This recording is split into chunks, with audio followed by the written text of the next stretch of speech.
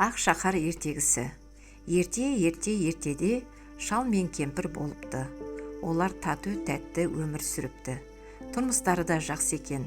Жалғыз қайғылары балаларының жоқтығы екен. Осылай күн артынан күн өтіп, екеуі тұрып жатады. Міне, қылышын сүйретіп қыста жетеді.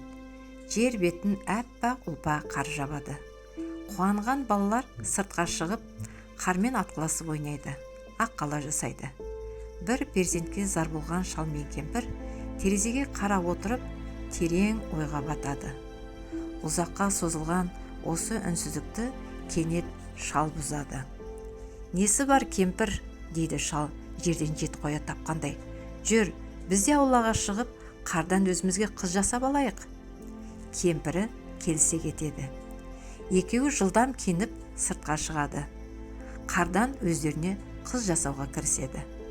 Алдымен домалақтап денесін, сосын басын жасайды. Одан кейін қолдарын, аяқтарын қалайды.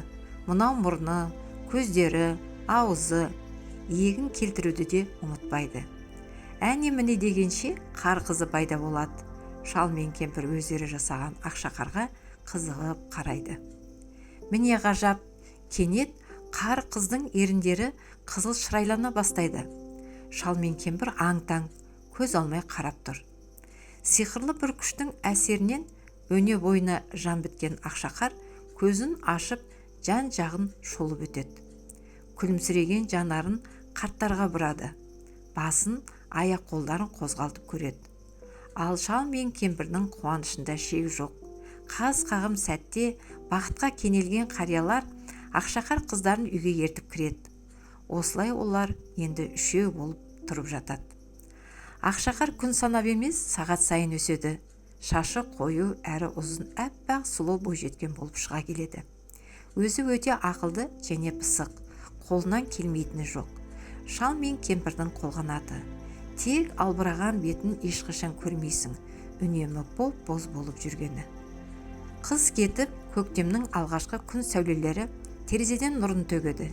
Жер көгеріп, құстар келеді. Адамдардың бәрі көңілді. Сары уайымға түскен ақшақар ғана.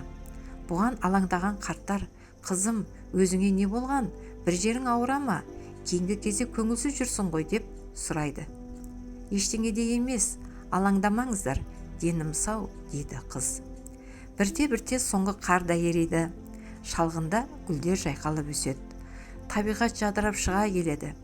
Тамылжыда сайраған құстардың дауысы даланы бейне бір тербетіп тұрғандай. Ақшақар болса күннен күнге мұңлы, көп сөйлемейтін болып барады. Күн көзінен тығылып, көлеңке іздеп жүргені, үстіндегі қалың киімдерін де шешпейді. Бірде бұршақтатып суық жаңбыр жауған еді. Бұған ақшақардың қатты қуанбасы бар ма? Артынша күн шығып, бұршақтар еріп кетеді. Қуанышы ұзаққа созылмаған қыз ағасын жоғалтқан қарындастай өксіп-өксіп жылап жібереді.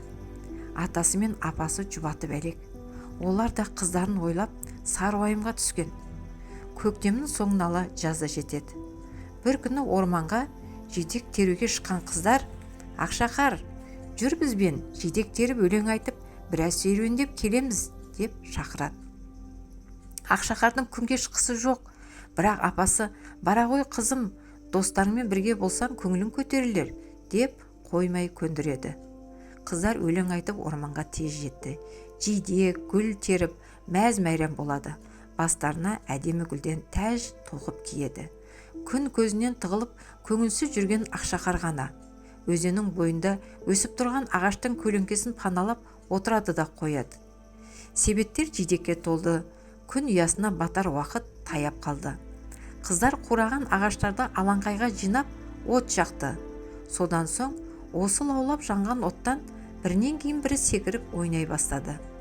Араларында ақшақар ғана жоқ. Құрбылары қояр да қоймай, оны қолынан тартып ортаға шығарады.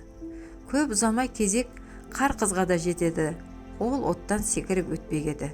Бірақ ыстық жалынның әсерінен еріп, буланып, кішкене бұлтқа айналып, көкке көтеріліп көзден ғайып болады. Достары аң-таң, «Ау, ақшақар, ақшақар!» деп айқайлап қызды іздей бастайды. Ақшақар жоқ. қыздардың құлағына жеткен жалғыз дыбыс өз дауыстарының жаңғырығы ғана еді.